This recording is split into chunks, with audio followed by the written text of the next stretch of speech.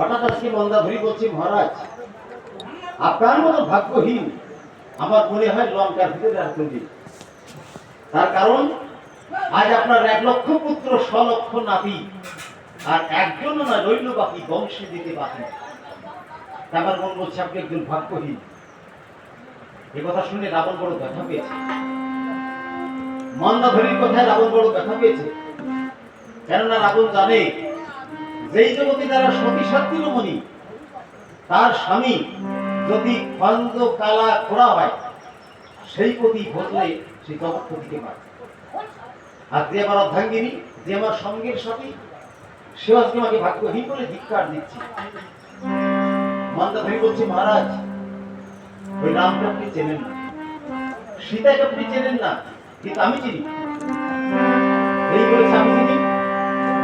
রাবণ বলছে, মন্দাধরী তুমি রামকে চিনতে পারো, কিন্তু লঙ্কেশ্বর রাবণকে তুমি আগে চিনতে পারো। তুমি এতদিন এই বহিরে জগতে রাবণকে দেখে তো তাকে চিনেছ, কিন্তু অন্তরের রাবণ, সে রাবণকে তুমি আজও চিনতে পারো। তবে শোনো মন্দাধরী, তুমি চিনেছ নীলবরণ, আর জেনেছ আমার বুদ্ধি সাধারণ। বৃহস্পতি গেলে তুমি ব্যাকরণ শিক্ষা দিতে, এই ধরনীকে ধৈর্য ধরা, আর বিদ্যাধরীকে নৃত্য করা, শিবকে শিখাতে যোগ, নারদকে দিতে এসেছে তুমি ভক্তি যোগ। যে কথা তুমি জানো না, আর আমি খুলে না বললে তুমি কোনোদিনই আমাকে চিনতে পারবে না। তবে শোনো মন্দাধরী, ওই রামিবাকে আর লঙ্কেশ্বর রাবণীবাকে একদিন তুমি জানো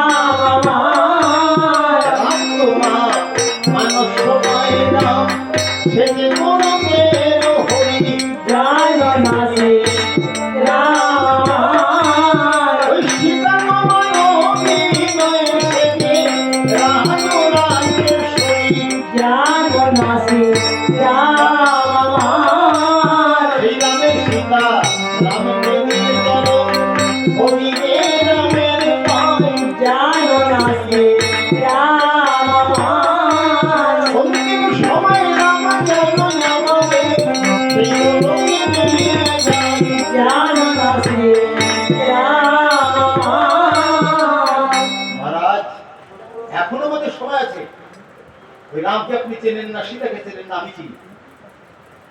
রাবণ বলছি, মন্দাধরী তুমি রামকে চিনতে পারো, কিন্তু লঙ্কেশ্বর রাবণকে তুমি আজ চিনতে পারোনি।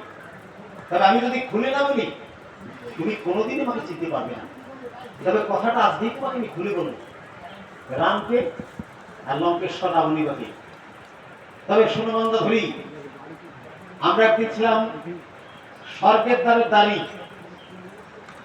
আমরা দুই ভাই ছিলাম স্বর্গের দ্বারের দ্বার রক্ষক। সেদিন আমাদের নাম ছিল জয় আর বিজয়।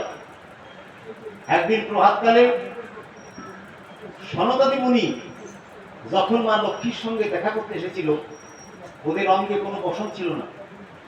ওরা বিবস্ত্র অবস্থায় মায়ের দেখা করতে যাচ্ছিল। আমরা জয় বিজয় বাধা দিয়েছিলাম যে না, তোমাদের পরনে কোনো বসন নেই, এই বিবস্ত্র অবস্থায় মায়ের সামনে আমরা যেতে দেবো না। যেই গিয়ে আমরা বাধা দিলাম, তার মধ্যে ছিল মহামুনি দুর্বাসা। ওই দুর্বাসা মুনি আমাদের দু ভাইকে অভিশাপ করেছিল। ডাকতে বলছিল, পাপিষ্ঠ জয় বিজয়, সে আমাদের মা, আমরা সন্তান, সন্তান যাবে মায়ের সামনে, এর জন্য আবার বসন ভূষণের কি প্রয়োজন? ওরে জয় বিজয়, তোদের দুই ভাইয়ের জন্য যখন মায়ের সঙ্গে দেখা করতে পারলাম না, তবে তোদের আর স্বর্গের দ্বারে দাঁড়িয়ে থাকতে হবে না। আমার অভিশাপে এই মুহূর্তে মর্তধামে অসুর করে কিন্তু ভাইকে জন্ম নিতে হবে। দূর হয়ে যা প্রসঙ্গ, দূর হ। যেই অভিশাপ করলো, মুনির চরণ প্রান্তে পড়ে পড়ে দু ভাই কেঁদেছিলাম, কোনো দয়া হলো না। আর আমাদের কান্না ভগবানের কানে পৌঁছালো। ভগবান সেদিন দ্বারে এসে আমাদের মুখে সব কথা শুনে ভগবানও সেদিন আমাদের দড়িয়ে ধরে কেঁদেছিল। আমার কোন ভক্ত যদি ভগবানের জন্য যদি কাঁদে, ভক্তের জন্য আমার ভগবানের চোখেও জল আসে। ভগবানও কাঁদে ভক্তের জন্য। সেদিন আমরা ভগবানের কান্না দেখেছিলাম। আমাদের দু ভাইকে জড়িয়ে ধরে ভগবান কেঁদেছিল, আর একটা সান্ত্বনা দিয়েছিল আমাদের যে জয় বিজয়, মুনিবাক্য কেউ খণ্ডাতে পারেনি, আর তোমরা পারবে না। অভিশাপ যখন দিয়ে ফেলেছে, ফল তোমাদের দু ভাইকে ভোগ করতেই হবে। তবে এই জন্য দুঃখ করো না বাবা, তোমরা মর্তধামে গিয়ে জন্ম নেবে, আর আমি ভগবান স্বর্গ থেকে আমি সুখ পাবো না। আমি মর্তধামে গিয়ে আবির্ভূত হব, তোমাদের দু ভাইকে আমি উদ্ধার করবো। তবে শোনো জয় বিজয়, মর্তধামে গিয়ে আমার সঙ্গে দুই ভাই যদি তোমরা বন্ধুত্ব করো, মিত্রতা করো, তাহলে আমাকে 7 জন্ম পরে গিয়ে আবার পাবে। আর মর্তধামে গিয়ে যদি শত্রুতা করতে পারো, তাহলে আমাকে 3 জন্ম পরে গিয়ে আবার এইভাবে পাবে। বলো বলো তোমরা কি চাও? আমরা সেদিন একটা কথা বলেছিলাম যে প্রভু, আমরা শত্রু হয়ে জন্মাতে চাই, তাও তো 3 জন্ম পরে গিয়ে আবার এইভাবে আমরা পাবো। তবে এই যে রাবণ কুম্ভকর্ণ, এটা আমাদের দ্বিতীয় জন্ম। দ্বিতীয় জন্ম আমাদের। আর প্রথম আগে জন্ম হয়েছে, সেই জন্মের কথা মন্দাধরী তুমি জানো না। তাই আজকে তোমাকে খুলে বলবো, প্রথম জন্মে আমরা হয়েছিলাম হিরণ্যক্ষ আর হিরণ্যকশিপু দুই ভাই। আর ওই যে মহামণি দুর্বাসা যে অভিশাপ করেছিল, তাকে ভগবান সেদিন বলেছিল, তুমি না একজন বৈষ্ণব, বৈষ্ণবের ধর্ম হচ্ছে ক্ষমা করা। তুমি জয় বিজয়কে ক্ষমা না করে অভিশাপ করলে, তোমারও পাপ হয়েছে। এই পাপের ফলে মর্তধামে তোমাকে যেতে হবে। তোমার ডাকে আমি ভগবান আবির্ভূত হব, আমার জয় বিজয় উদ্ধার করব তোমার ডাকে।